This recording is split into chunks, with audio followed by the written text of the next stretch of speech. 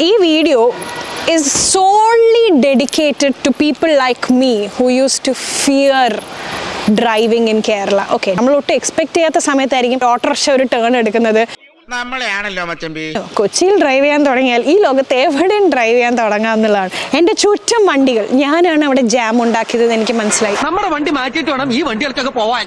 കഴിഞ്ഞ ആഴ്ച നമ്മൾ കലൂരുണ്ടാക്കിയ ട്രാഫിക് ജാമിന്റെ അത്രം പോരാ. ഇത് ജംഗ്ഷനിലാണെന്ന് നിങ്ങൾ ഓർക്കണം, ഞാൻ വൈറ്റില. ജാങ്കോ നീ അറിഞ്ഞ ഞാൻ പെട്ടു. ചെറിയൊരു യൂ ടേൺ എടുത്തപ്പോൾ ഒരു അബദ്ധം പറ്റി. ഒന്നുമില്ല, ഞാൻ ആക്സിലേറ്റർ ചവിട്ടിപ്പോയി. അപ്പം ശരിക്കും പറഞ്ഞാൽ വേറൊരു സാറായിരുന്നെങ്കിൽ അവിടെ നിന്നോട് ആരാ ആക്സിലേറ്റർ ചവിട്ടാൻ പറഞ്ഞെന്ന് പറയില്ലേ. ഉണ്ണിച്ചേട്ടൻ എന്ത് ചെയ്തു തരാം. ഡ്രൈവിംഗ് ഒരു കലയാണ്. ഞാനിപ്പോൾ മെയിൻ റോഡിലൊന്നും എടുത്തിട്ട് നിങ്ങളോട് സംസാരിക്കുന്നില്ല, കാരണം അതുപോലും ഒരു നല്ല കാര്യമായിട്ട് എനിക്ക് തോന്നുന്നില്ല. ആ ചേട്ടനും ഞാനും ഒരുപോലെ കാമായിരുന്നു. ആ ചേട്ടനും മനസ്സിലായി പോവാം, എനിക്ക് മനസ്സിലായി പോവാം. നമ്മളിന്ന് ചിരിച്ചു വിട്ടു. ചട്ടമ്പിയായി ജനിച്ചു പോയില്ലേ, ഓടാൻ പറ്റുമോ? Hello, welcome to your truly Shilpavala. കണ്ടില്ലേ, എൻ്റെ കയ്യിൽ എൻ്റെ വണ്ടിയുടെ ചാവിയാണ്. ഇതൊക്കെ ഞങ്ങളോട് പറഞ്ഞ് എന്തിനാണ്? പണ്ട് ഈ ചാവി ആർക്കെങ്കിലും ഏൽപ്പിച്ച് ഞാൻ വണ്ടിയുടെ ബാക്കിലിരുന്ന് പാട്ടൊക്കെ കേട്ടോണ്ട് നടക്കുമായിരുന്നു. ഒരു കയ്യബദ്ധം നാറ്റുകരുത്. നല്ല കാലം. ഇപ്പോൾ അങ്ങനല്ല. ഇപ്പോൾ എനിക്ക് വേണ്ടി ഓടിക്കാൻ ആരുമില്ല ഗൈസ്. എൻ്റെ സ്വന്തം കാര്യം ചെയ്യണമെങ്കിൽ ഞാൻ തന്നെ ഓടിച്ചിട്ട് പോയി മേടിച്ചിട്ടൊക്കെ വരണം. പക്ഷേ അത് നമ്മുടെ ജീവിതത്തിൽ വളരെ വേണ്ടപ്പെട്ട ഒരു കാര്യമാണ് എന്ന് ഞാൻ മനസ്സിലാക്കിയ മറ്റൊരു ദിവസമായിരുന്നു അത്. അന്ന് ആക്ച്വലി ഈ video is solely dedicated to people like me who used to fear driving in Kerala. Okay, driving in general, driving in Kerala ഞാൻ പറയുന്നത് വേറെ തന്നെ ഒരു ട്രോമയാണ്. കാരണം പണ്ട് ഞാൻ ഏറ്റവും ആദ്യം ഞാൻ ലൈസൻസ് എടുത്തത് ദുബായിൽ നിന്നാണ്. അപ്പോൾ UAE ലൈസൻസ് ഉള്ള ഒരാൾക്ക് ശരിക്കും അത് നല്ല ബുദ്ധിമുട്ടാണ്. അവിടുത്തെ ലൈസൻസ് ഒക്കെ കിട്ടാൻ വളരെ സ്ട്രിക്റ്റ് ആയിട്ടാണ് അവിടെ നമുക്ക് ലൈസൻസ് ഒക്കെ തരുന്നതും ടെസ്റ്റും കാര്യങ്ങളൊക്കെ. അപ്പോൾ അതുകൊണ്ട് അവിടെ ഓടിച്ച ശീലമുള്ള ഒരാൾക്ക് എപ്പോഴും നാട്ടിൽ ഓടിക്കാൻ ചെറിയൊരു ഭയം ഉണ്ടാവും സ്റ്റാർട്ടിങ്ങിൽ. എനിക്ക് ഞാൻ എൻ്റെ കാര്യം കേട്ടോ പറയുന്നത്, മെയിൻലി ബിക്കോസ് നമ്മുടെ സൈഡ് മാറും, നമ്മുടെ സ്റ്റിയറിംഗ് സൈഡ് ഡിഫറെൻ്റ് ആണ്. അങ്ങ് ദുബായിൽ എല്ലാം ഈ ഇടത്തോട്ടാണല്ലോ. പിന്നെ നമ്മളിപ്പോൾ ഇൻഡിക്കേറ്റർ ഇടുന്നതാണെങ്കിൽ എല്ലാം ഒരു ഓപ്പോസിറ്റ് സൈഡിലോട്ടാണ്. പിന്നെ ഡ്രൈവിംഗ് ലെയിനും കാര്യങ്ങളും ഒക്കെ നമ്മൾ മാറും, റൂൾസ് മാറും, മൊത്തത്തിൽ അങ്ങ് മാറ്റമാണ്. ഇപ്പോൾ ഇവിടുന്ന് ഞാൻ ഡ്രൈവിംഗ് പഠിച്ച സമയത്ത് ഇവിടുത്തെ റൂൾസൊക്കെ കേട്ടപ്പോൾ എൻ്റെ കണ്ണ് തള്ളിപ്പോയി. കാരണം പ്രത്യേകിച്ച് റൂൾസ് ഒന്നും ഇല്ലാത്തൊരു പ്രത്യേകതരം ഡ്രൈവിംഗ് ആണ് ഇവിടെ എന്ന് എനിക്ക് മനസ്സിലായി. പിന്നെ റൂൾസ് ഓഫ് കോഴ്സ് ഫോളോ ചെയ്യാനുണ്ട്, പക്ഷെ അതിൽ നിന്ന് നമ്മൾ എക്സ്പെക്റ്റ് ചെയ്യാത്ത രീതിയിലായിരിക്കും നമ്മൾ റോഡിൽ ഡ്രൈവ് ചെയ്യുന്ന കൂടെ നിൽക്കുന്ന അവർ ഫോളോ ചെയ്യാൻ പോകുന്നത്. നമ്മളൊട്ട് എക്സ്പെക്റ്റ് ചെയ്യാത്ത സമയത്തായിരിക്കും അടിയിൽ നിന്ന് ഒരു ബൈക്ക് കയറി വരുന്നത്, അല്ലെങ്കിൽ ഒരു ഓട്ടോറിക്ഷ ഒരു ടേൺ എടുക്കുന്നത്. ഒരു മുന്നറിയിപ്പും ഹോണും ഒന്നും തരാണ്ടായിരിക്കും മുന്നിൽ നിന്നൊരു വണ്ടി പെട്ടെന്ന് ഡൈവേർട്ട് ചെയ്യുന്നത്, അല്ലെങ്കിൽ പെട്ടെന്ന് സ്റ്റോപ്പ് ചെയ്യുന്നത്. അപ്പോൾ ഇത്തരത്തിലുള്ള കാര്യങ്ങൾ കണ്ടും കേട്ടും ശീലമുള്ള എനിക്ക് ഇന്ത്യയിൽ ഡ്രൈവ് ചെയ്യുന്നതെന്ന് പറയുന്ന ഒരു വലിയ നൈറ്റ് മെയർ ആയിരുന്നു. പ്രത്യേകിച്ചും കേരളത്തിൽ, പ്രത്യേകിച്ചും കൊച്ചിയിൽ. ഇവിടെ കൊച്ചിയിൽ വന്നതിന് ശേഷം ഇവിടെ ഒട്ടുമിക്കവരും എൻ്റെ അടുത്ത് വന്ന് പറഞ്ഞത്, ഡ്രൈവ് ചെയ്യാൻ തുടങ്ങിയോ? കൊച്ചിയിൽ ഡ്രൈവ് ചെയ്യാൻ തുടങ്ങിയാൽ ഈ ലോകത്ത് എവിടെയും ഡ്രൈവ് ചെയ്യാൻ തുടങ്ങാമെന്നുള്ളതാണ്.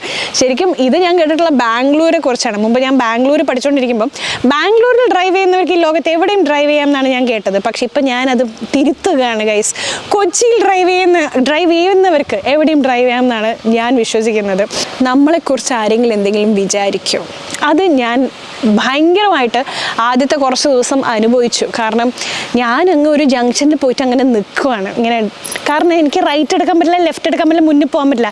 കട്ടിക്ക് മണി വ്യത്യാസത്തിന് സ്റ്റിയറിംഗ് ഒന്ന് അങ്ങോട്ടോ ഒന്ന് ഇങ്ങോട്ടോ മാറിയാൽ മതി, നമ്മുടെ ഇഞ്ചിന് തവിട് കൂടി.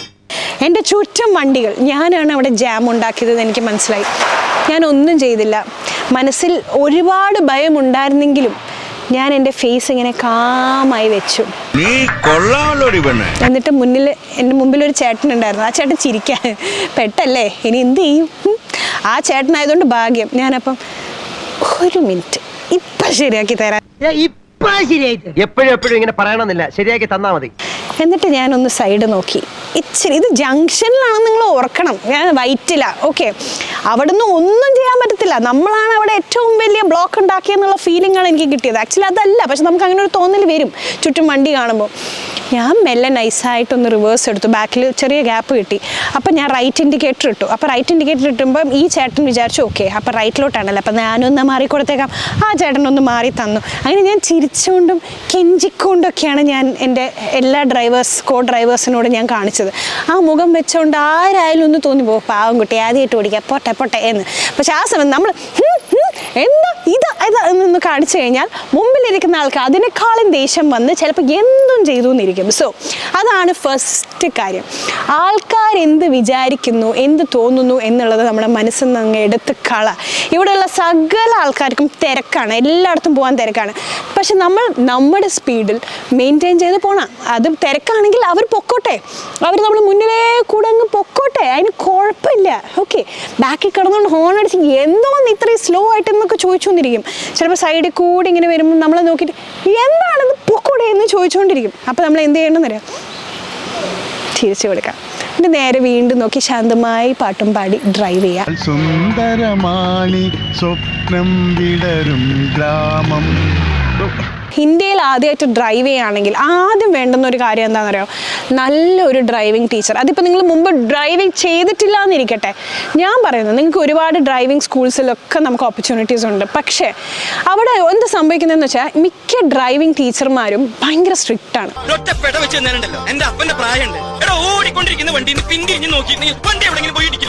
അവരൊന്ന് പറഞ്ഞാൽ മറ്റേന് വഴക്ക് പിടിക്കും. സത്യം പറയട്ടെ, നല്ല സ്ട്രിക്റ്റ് ആയിരിക്കും. ഞാൻ കണ്ട മിക്കവർക്കും പ്രശ്നം എന്താണെന്നറിയോ, അവർ ഡ്രൈവിംഗ് ക്ലാസ് സ്റ്റാർട്ട് ചെയ്ത് തുടങ്ങുമ്പോൾ തന്നെ അവർക്ക് ചിലവർ വളരെ സ്ലോ ആയിരിക്കും. ഒരു 3-4 ദിവസം കഴിയുമ്പോഴത്തേനും ചിലപ്പോൾ ആദ്യത്തെ ദിവസം പറഞ്ഞു കൊടുത്ത കാര്യം മനസ്സിലായിട്ടുണ്ടാവില്ല, കാരണം അവർക്ക് ഇപ്പോഴും പേടി മാറിയിട്ടില്ല. അപ്പോൾ ആ ഒരു അവസ്ഥയിൽ ശരിക്കും ഡ്രൈവ് ചെയ്തുകൊണ്ടിരിക്കുന്ന സമയത്ത് നിന്നോടല്ലേ പറഞ്ഞ് അങ്ങോട്ട് എടുക്കാം, നീ ഇന്ന് അങ്ങോട്ട് എടുക്കാൻ പറയും, ഇങ്ങോട്ട് എന്ത് ആക്സിലേറ്റർ ചവിട്ടാത്ത, എന്ത് ക്ലച്ച് ചവിട്ടാത്തൊക്കെ പറഞ്ഞിട്ട് നമ്മൾ പഠിപ്പിക്കുന്ന ഒരാൾ നമ്മളങ്ങനെ ഷൗട്ട് ചെയ്താലോ നമ്മളെ ഭയങ്കരമായിട്ട് അങ്ങനെ ഇതാക്കിയാലോ നമുക്ക് ഒരു കാലത്തും ഡ്രൈവിംഗ് പഠിക്കാൻ പറ്റത്തില്ല. ഈ ചേട്ടന്മാരടുത്തും ചേച്ചിമാരടുത്തും സ്റ്റുഡൻസ് അങ്ങോട്ട് കാശ് തന്ന് ഡ്രൈവിംഗ് ഒന്ന് പഠിപ്പിച്ചു തരുമോ എന്ന് പറഞ്ഞിട്ടാണ് വരുന്നത്. ആ സമയത്ത് പേടിപ്പിച്ച് വിട്ട് കഴിഞ്ഞാൽ ഒരു കാലത്തും നിങ്ങൾക്ക് അഭിമാനത്തോടെ ഇവരെൻ്റെ സ്റ്റുഡൻ്റ് ആയിരുന്നു എന്ന് പറയാൻ പറ്റത്തില്ല. അപ്പോൾ അതിന് നല്ല ക്ഷമ വേണം. ഒരുപാട് പേര് പെട്ടെന്ന് പഠിക്കും, ഒരുപാട് പേര് ഒരുപാട് സമയം എടുക്കും. എന്നാലും ആ ക്ഷമയോടെ അത്, കാരണം ആ ഫിയർ പോകാൻ ഭയങ്കര ബുദ്ധിമുട്ടാണ്. ഉണ്ണിച്ചേട്ടൻ എന്നുള്ളൊരു ചേട്ടനാണ് എന്നെ ഡ്രൈവിംഗ് പഠിപ്പിച്ചേട്ടാ. ചേട്ടൻ കിഡിലനാണ്. ഓക്കെ, അപ്പോൾ ചേട്ടൻ സൂപ്പറാ. ചേട്ടൻ ഇത് കാണുന്നുണ്ടോ എനിക്കറിയില്ല. അപ്പോൾ ഉണ്ണിച്ചേട്ടൻ്റെ നമ്പറൊക്കെ വേണമെന്നുണ്ടെങ്കിൽ നിങ്ങൾ കമൻറ്റ് ചെയ്യുക, ഞാൻ ഡിസ്ക്രിപ്ഷനകത്തോട്ട് ആഡ് ചെയ്യാം. കൊച്ചിയിലുള്ളവർക്ക് പ്രത്യേകിച്ചും ഇപ്പം ഓട്ടോമാറ്റിക് ഡ്രൈവിംഗ് പഠിക്കേണ്ടവർ ആണെന്നുണ്ടെങ്കിൽ നിങ്ങൾക്ക് തീർച്ചയായിട്ടും പുള്ളീനെ അപ്രോച്ച് ചെയ്യാവുന്നതാണ് കേട്ടോ.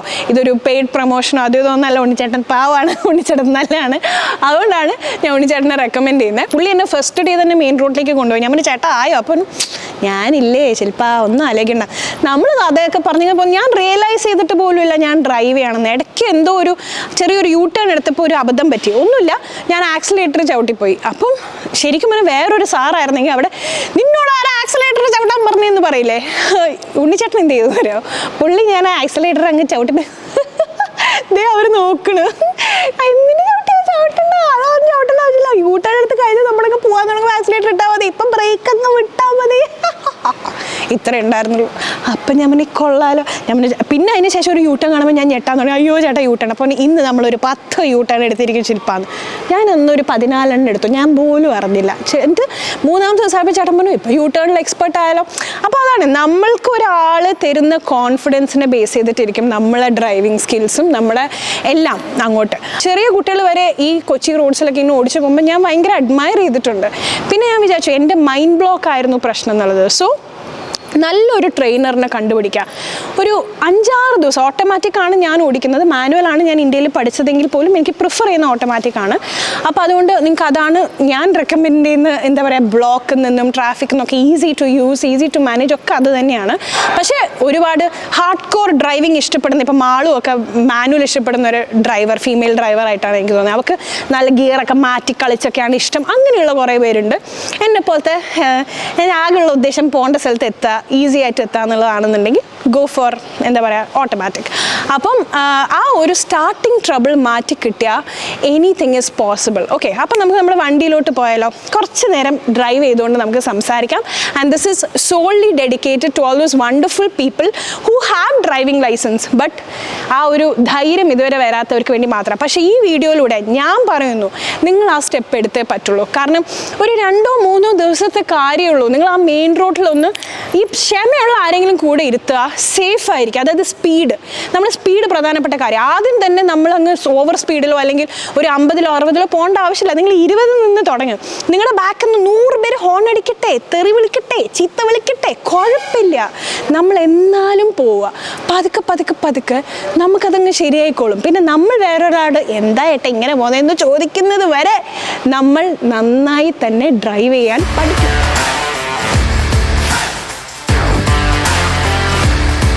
അപ്പം നമുക്ക് ബാക്കി കാര്യങ്ങൾ ഡ്രൈവ് ചെയ്തുകൊണ്ട് സംസാരിക്കാം. ഓക്കെ, അപ്പം ഫസ്റ്റ് കാര്യം എന്താണെന്നറിയോ, നിങ്ങളങ്ങനെ ഒരു ഭീകര വണ്ടിയിലൊന്നും സ്റ്റാർട്ട് ചെയ്യേണ്ട ആവശ്യമില്ല. ഇപ്പം ഞാൻ ഒരു കുഞ്ഞ് വാഗനാറിലാണ് വണ്ടി ഓടിക്കാൻ തുടങ്ങിയേക്കുന്നത്. പിന്നെ എനിക്ക് മനസ്സിലായി ഇതാണ് കൊച്ചിയിലെ റോഡിലെ ഏറ്റവും ബെസ്റ്റ്, പ്രത്യേകിച്ചും ഡ്രൈവിംഗ് തുടങ്ങുന്നവർക്ക് ഏറ്റവും ബെസ്റ്റ് കുഞ്ഞു വണ്ടികൾ തന്നെയാണ്. അപ്പം നമുക്ക് വണ്ടി എടുത്ത് തുടങ്ങാം. അപ്പം അതൊരു മെയിൻ കാരണം. പിന്നെ നിങ്ങളിപ്പോൾ കുട്ടികളുള്ള ആൾക്കാരാണെന്നുണ്ടെങ്കിൽ തീർച്ചയായിട്ടും നിങ്ങൾ അവരെ ഫ്രണ്ടിലിരുത്താൻ നോക്കാം കേട്ടോ. കാരണം ഞാൻ ലാസ്റ്റ് ടൈം ഇപ്പം ഞാൻ മിക്ക സമയങ്ങളും തക്കിട്ടൂനെ പോകുമ്പോൾ ഞാൻ ബാക്കിൽ തന്നെയാണ് ഇരുത്താറ്. ബാക്കിൽ ഇരുത്തുമ്പോൾ ഞാൻ സീറ്റ് ബെൽറ്റ് ഇട്ടിട്ടാണ് ഇരുത്തുന്നത്. പക്ഷേ ചില സമയത്ത് അവളിങ്ങനെ പറയും പ്ലീസ് ഞാൻ ഫ്രണ്ടിൽ ഇരിക്കട്ടെ എന്നൊക്കെ ഇങ്ങനെ പറയുമ്പം I ensure that it is in short distance, വളരെ ഷോർട്ട് ഡിസ്റ്റൻസിലാണ് ഞാൻ അങ്ങനെ പോകുന്നതെന്നുള്ളത് ഞാൻ എൻഷുർ ചെയ്യും. പിന്നെയുള്ള നെക്സ്റ്റ് കാര്യം, നിങ്ങൾക്കിപ്പോൾ ഒരു സ്ഥലത്ത് പോകണം, അവിടെ നിങ്ങൾക്ക് ഒരു പാർക്കിംഗ് ഉണ്ട്, പക്ഷെ നിങ്ങൾക്ക് അവിടെ പാർക്ക് ചെയ്യാൻ പറ്റുമോ നിങ്ങളുടെ വണ്ടി എന്ന് തോന്നുന്നില്ല. പക്ഷെ അതൊരു പബ്ലിക് പ്ലേസാണ്, നിങ്ങൾക്ക് പാർക്ക് ചെയ്യാതെ നിവർത്തിയില്ല എന്ന് തോന്നുവാണ്. അതൊരു ഒരുപാട് പേര് വരുന്നൊരു ലൊക്കേഷൻ ആയിരിക്കാം. അപ്പം നിങ്ങൾക്ക് നിങ്ങളുടെ പാർക്കിംഗ് എന്താ പറയുക ഡിസബിലിറ്റി ഞാൻ വേണമെങ്കിൽ പറയാം, നിങ്ങൾക്ക് പാർക്ക് ചെയ്യാൻ അറിയത്തില്ല എന്നെങ്ങാനും നമ്മുടെ ചേട്ടൻ ഇവിടെ ഹൈ അപ്പോൾ നിങ്ങളുടെ പാർക്കിംഗ് എബിലിറ്റി കുറച്ച് മോശമാണെന്ന് മനസ്സിലാക്കി കഴിഞ്ഞാൽ ബാക്കിൽ നിന്ന് ഒരുപാട് പേര് നിങ്ങളെ എന്താ പറയുക ശരിക്കും ടോർച്ചർ ചെയ്യും. നിങ്ങൾ അങ്ങനെയാണ് ഇവിടുത്തെ ആൾക്കാർ. കാരണം മിക്കവരും റാഷ് ഡ്രൈവേഴ്സ് ആണ്. അപ്പോൾ അതുകൊണ്ട് തന്നെ പേഷ്യൻസ് ഉണ്ടാവില്ല പകുതി കൂടുതൽ ആൾക്കാർക്കൊക്കെ റോഡിൽ നിന്ന്.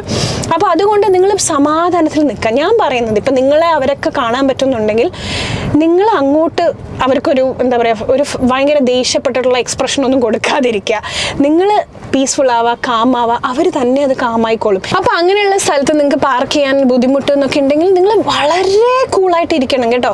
ആ സമയത്ത് നിങ്ങൾ കയറി അയ്യോ എനിക്കിതൊന്നും പറ്റത്തില്ല ഞാൻ ഇവിടെ നിന്ന് ഇറങ്ങി പോകണമെന്ന് പറയേ ചെയ്യരുത്. അപ്പോൾ ആ സമയത്ത് നിങ്ങൾക്ക് തോന്നുവാണ് ഇത് ശരിയാവത്തില്ല എന്ന് തോന്നിക്കാൻ, എനിക്ക് അങ്ങനെ ഫീൽ ചെയ്തിട്ടുണ്ട്. വേണ്ട ഇവിടെ ഞാൻ ഒരിക്കലും പോകുന്നില്ല, എനിക്ക് അവിടെ പാർക്ക് ചെയ്യാൻ പറ്റുന്നില്ല. നോ, നമ്മൾ പോയി തന്നെ പഠിക്കുള്ളൂ. പിന്നെ ഞാൻ അഡ്വൈസ് ചെയ്യുന്ന വേറൊരു കാര്യം എന്താണെന്നറിയോ, നിങ്ങൾ ആദ്യമേ കയറി നിങ്ങൾ വീട്ടുകാരെയോ അല്ലെങ്കിൽ ഫ്രണ്ട്സിനോ ഒന്നും കയറി കൂട്ടി എവിടെയും പോകണ്ട. ഓക്കെ, നിങ്ങൾ ഈ ഡ്രൈവിംഗ് ക്ലാസ് നല്ല ട്രെയിനിങ് ഒക്കെ എടുത്തതിന് ശേഷം നിങ്ങൾക്ക് കോൺഫിഡൻസ് പിന്നെയും കുറവാണെന്നുണ്ടെങ്കിൽ നിങ്ങൾ തന്നെ ഓടിക്കുക. ഓക്കെ, ഇവിടെ ഇപ്പോൾ GPS ഇല്ലാതെ നമുക്ക് എന്താ പറയുക എവിടെയും GPS നമ്മൾ എവിടെയും കൊണ്ടെത്തിക്കും, ഏത് മുക്കും മൂലയിലും നമുക്ക് കൊണ്ടെത്തിക്കും. അപ്പം നമുക്ക് ഇന്ന സ്ഥലത്തോട്ട് പോകാനുള്ള വഴി അറിയില്ല എന്ന് പോലും നമുക്കിപ്പോൾ പറയേണ്ട ആവശ്യമില്ല. കാരണം എവിടെ വേണമെങ്കിൽ നമുക്ക് എത്തിപ്പെടാം. നിങ്ങൾക്കൊരു ചെറിയൊരു സിമ്പിൾ ഒരു സ്ഥലത്തായിരിക്കും, അപ്പം അങ്ങനെയുള്ള ഒരു സ്ഥലത്ത് നിങ്ങൾക്ക് എത്തിപ്പെടാൻ പോലും ഇപ്പോൾ GPS സഹായിക്കും. So I would say if possible നിങ്ങൾ GPS എടുത്ത് സ്വന്തമായിട്ട് ഒറ്റയ്ക്ക് നിങ്ങൾ പോവുക. ഏത് സ്ഥലങ്ങളിൽ വേണമെങ്കിൽ ഒറ്റയ്ക്ക് പോയി തന്നെ പഠിക്കണം. അപ്പോൾ അതാകുമ്പോൾ ഈ പറയുന്ന നാണക്കേടില്ല, മറ്റുള്ളവരുടെ മുമ്പിലുള്ള എംബാരസ്മെൻറ്റ് ഉണ്ടാവില്ല. പിന്നെ ഓഫ് കോഴ്സ് പുറത്തുള്ള ആൾക്കാർ ചിലപ്പോൾ നമ്മളെ ജഡ്ജ് ചെയ്തു എന്നിരിക്കും. ഹൂ കെയർസ്, നമ്മൾ സേഫ് ആയിട്ടുള്ള ഒരു സ്പോട്ടിലാണ്, നമ്മൾ വണ്ടിക്കകത്ത് സേഫാണ്, നമ്മൾ ബെൽറ്റ് ഇട്ടിട്ടുണ്ട്, നമ്മളായിട്ട് റൂൾസ് തെറ്റിക്കാതെയാണ് നമ്മൾ ഓടിക്കുന്നതെന്നുണ്ടെങ്കിൽ മറ്റുള്ളവർ ചിലപ്പോൾ റൂൾസ് തെറ്റിച്ചിട്ടായിരിക്കും നിങ്ങൾ വീക്കാണെന്ന് മനസ്സിലായിട്ട് ഹോൺ ചെയ്യുന്നതും ഒക്കെ ആയിരിക്കാം. കാരണം അവർക്കറിയാം നിങ്ങളങ്ങ് ഇതാക്കാൻ പറ്റും എന്നുള്ളത്, നിങ്ങൾ പുതിയതാണ്. അപ്പോൾ ആ കോൺഫിഡൻസ് കളയാൻ വേണ്ടി ചിലവർ നോക്കി എന്നൊക്കെ ഇരിക്കും. ഇപ്പം ഇതുപോലെ ഇതൊരു ഓട്ടോറിക്ഷ, സ്കൂൾ കുട്ടികളെ കൊണ്ടുപോകുന്ന ഒരു ഓട്ടോറിക്ഷയാണ്. ഇപ്പം ഈ ചേട്ടനും ഞാനും ഒരുമിച്ച് ഈ ഒരു കുഞ്ഞു റോഡിൽ പോകാൻ പറ്റുമോ എന്ന് ആ ചേട്ടന് നല്ല ഡൗട്ട് ഉണ്ടായിരുന്നു. ആ ഡൗട്ട് എനിക്കും ഉണ്ട്. ആ ചേട്ടനും ഞാനും ഒരുപോലെ കാമായിരുന്നു. നമ്മൾ പതുക്കെ ചെറിയ ചുറ്റുമൊക്കെ നോക്കി ഓക്കെ സ്ഥലമുണ്ടോ, ഓക്കെ സ്ഥലമുണ്ട്, ആ ചേട്ടനും സ്ഥലമുണ്ട്. ലാസ്റ്റ് ആ ചേട്ടനും മനസ്സിലായി പോവാം, എനിക്ക് മനസ്സിലായി പോവാം, നമ്മളിന്ന് ചിരിച്ചു വിട്ടു. ഇത്രയേ ഉള്ളൂ അവിടെ. പക്ഷെ ആ ചേട്ടന് പകരം വേറെ ഒരാൾ കയറി നമ്മളെ പേടിപ്പിക്കാന്നുണ്ടെങ്കിൽ ഒരിക്കലും നമ്മളത് എഫക്റ്റ് ചെയ്യാൻ സമ്മതിക്കരുത്. ഓക്കെ, അപ്പം നിങ്ങൾ കുറേ ദിവസം മിനിമം ഒരാഴ്ച 2 ആഴ്ചയെങ്കിലും ഒറ്റയ്ക്ക് രാവിലെ സ്കൂളിൽ പിള്ളേരൊക്കെ വിട്ടിട്ട് അല്ലെങ്കിൽ ഹസ്ബൻഡൊക്കെ പോയി കഴിഞ്ഞതിന് ശേഷം ഒറ്റയ്ക്ക് കുറച്ച് സ്ഥലങ്ങൾ പോവുക. ഈ കുഞ്ഞു ഇതുപോലത്തെ കണ്ടില്ലേ കുഞ്ഞു റോഡുകളിൽ ഓടിച്ച് പഠിക്കുക. പിന്നെ പാർക്കിംഗ് മോൾസിലൊക്കെ പോയി പാർക്ക് ചെയ്ത് പഠിക്കുക. അപ്പോൾ അങ്ങനെയൊക്കെയുള്ള സമയത്താണ് നമുക്ക് കോൺഫിഡൻസ് വരുന്നത്. പിന്നെ പതിയെ നമ്മുടെ ഫ്രണ്ട്സിനെ കൊണ്ടാണ്. ഫ്രണ്ട്സ് ആകുമ്പോൾ നമ്മളെ ജഡ്ജ് ചെയ്യത്തില്ല. എന്ത് അബദ്ധം കാണിച്ച് കഴിഞ്ഞാലും നമ്മുടെ കൂടെ ഇറ്റ്സ് ഓക്കെ ഡേ, അല്ലെങ്കിൽ നമ്മൾ ഓടിക്കുമ്പോൾ തന്നെ അത് അവിടെ നോക്കി ഇവിടെ നോക്കി എന്ന് പറയുമ്പോൾ നമുക്ക് നല്ലൊരു ട്രസ്റ്റ് ചെയ്യുന്ന ഒരാൾ നമ്മളെ കൂടെ ഉണ്ടല്ലോ, നമ്മൾ ജഡ്ജ് ചെയ്യത്തില്ല.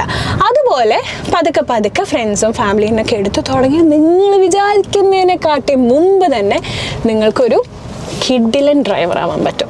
So this video is only four those people. ഇതിപ്പോൾ ഞാൻ ലേഡീസിന് വേണ്ടി മാത്രം പറയുന്നില്ല, ഈവൻ ഫോർ മെൻ. ഇപ്പം ചില ആണുങ്ങളും ഉണ്ട് അങ്ങനെ ധൈര്യം കുറച്ച് കുറവാണ് ഓടിക്കാന്നുള്ളത്. അതിൽ ഞാൻ ഒരിക്കലും എന്താ പറയുക ഒരു ജെൻഡർ സാധനം അല്ല അത് ഉള്ളിൽ എനിക്ക് എന്തെങ്കിലും സംഭവിക്കുമോ, എൻ്റെ ഫാമിലിയെ ഞാൻ കൊണ്ടുപോയാൽ അവർക്ക് എന്തെങ്കിലും സംഭവിക്കുമോ എന്ന് ആലോചിച്ചിട്ടുള്ള ഒരു പേടി മാത്രമാണ്.